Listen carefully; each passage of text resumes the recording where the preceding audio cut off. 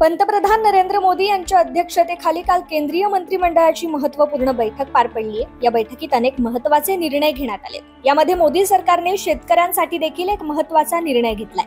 विशेष म्हणजे केंद्र सरकारच्या या निर्णयामुळे शेतकऱ्यांना मोठा फायदा होणार आहे। सरकारने काल झालेल्या केंद्रीय मंत्रिमंडळाच्या बैठकीत कृषी पायाभूत सुविधा निधी योजनेचा विस्तार करण्याचा निर्णय घेतलाय। कृषी पायाभूत सुविधा निधीत 1 लाख कोटी रुपयांचा निधी ठेवण्यात आलाय। या अंतर्गत सरकार पीक काढणीनंतरच्या कामावर भर देणार आहे। या उपक्रमांचे उद्दिष्ट ॲग्रिकल्चर इन्फ्रास्ट्रक्चर फंड योजनेअंतर्गत प्रकल्पांची व्याप्ती वाढवणे आणि मजबूत कृषी पायाभूत सुविधा साखळीला चालना देण्यासाठी अतिरिक्त सहाय्यक उपायांचे एकत्रीकरण करणे हा यामागील उद्देश आहे। आंबा बागायतदारांच्या विविध समस्यांचे निराकरण करण्यासाठी शासनाकडे वेळोवेळी पाठपुरावा सुरू आहे। बागायतदारांना कर्जमाफीचा लाभ मिळावा आणि व्याजात सूट मिळावी यासाठी वित्त विभागाकडे प्रस्ताव पाठवून त्यासंबंधी कार्यवाही केली जाणार आहे। तसेच बँकांनी सिबिल स्कोअर विचारात न घेता आंबा बागायतदारांना कर्ज उपलब्ध करून देण्याविषयी आणि विविध योजनांचे लाभार्थी बँकेमध्ये येत असतात त्यांना समाधानाची आणि सन्मानाची वागणूक द्यावी याबाबत सर्व बँकांना अग्रणी बँकेने निर्देश द्यावेत अशा सूचना पालकमंत्री उदय सामंत यांनी दिल्यात। रत्नागिरी जिल्ह्यातील आंबा बागायतदारांच्या समस्यांवर चर्चा करण्यासाठी जिल्हाधिकारी कार्यालयात पालकमंत्री सामंत बोलत होते। शेतकऱ्यांनी कर्जमाफीची मागणी अजेंड्यावर ठेवलेली दिसते। असं असलं तरी सरकार सगळं वातावरण लाडकी बहीण योजना, कापूस आणि सोयाबीन अनुदान, पीक विमा भरपाई, मोफत वीज या भोवती फिरवत आहे। सरकार या योजनांवर जोर देऊन कर्जमाफीच्या मागणीची धार बोथट करण्याचा प्रयत्न करते। पण सरकार जर हे सगळं निवडणूक जिंकण्यासाठी करत असेल तर सरकार शेतकऱ्यांची नाराजी घेणार नाही। शेतकऱ्यांनी पुढच्या काळात कर्जमाफीचा मुद्दा अजेंड्यावर आणला, जोरदार मागणी केली तर सरकार कर्जमाफीही करेल, पण त्यासाठी शेतकऱ्यांचा रेटा आवश्यक असणार आहे।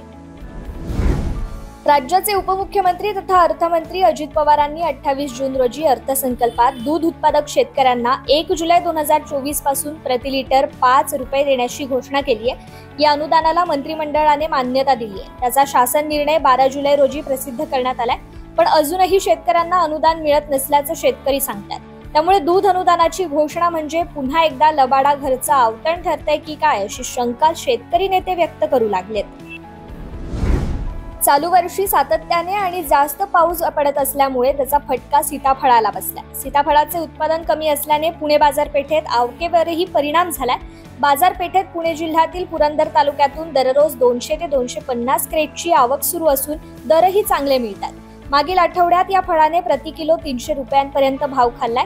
किरकोळ ग्राहकांना प्रति किलो 325 ते 350 रुपये दराने ते खरेदी करावं लागतंय। मोर्शी तालुक्यातील अमरावती मार्गावरील महाराष्ट्र राज्य वखार महामंडळाच्या केंद्रातून शेतकऱ्याने साठवून ठेवलेल्या मालापैकी 3,65,750 रुपयांच्या तुरीचे 77 कट्टे चोरीस गेलेत। साठा अधीक्षक स्वप्नील काशीनाथ डोंगरे यांच्या तक्रारीविरुद्ध मोर्शी पोलिसांनी अज्ञात व्यक्तींविरुद्ध चोरीचा गुन्हा दाखल केलाय। वखार महामंडळातील एका कर्मचाऱ्याने येथील गोदाम क्रमांक 4च्या शटरचं कुलूप तुटलं असल्याची माहिती अधीक्षकांना दिली।